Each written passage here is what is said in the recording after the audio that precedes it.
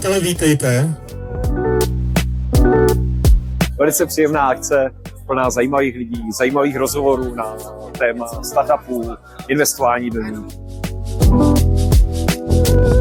Máme samozřejmě velký zájem o to, aby se potkávali jak reprezentanti, ať už výkonu státní správy, politici, zástupci municipalit, tak samozřejmě investoři a lidé, co něco, ať už v té digitalizaci, v tom fintechu něco znamenají a můžou mít všichni společný zájem na tom, aby to začalo u nás fungovat.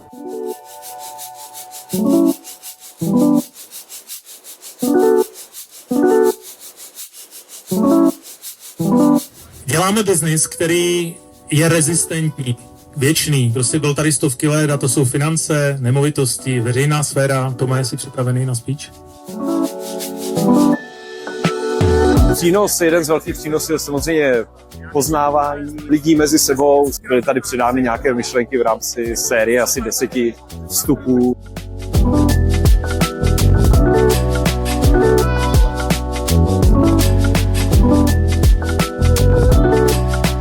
Tím, že jsme v tom prostoru zahuštěni,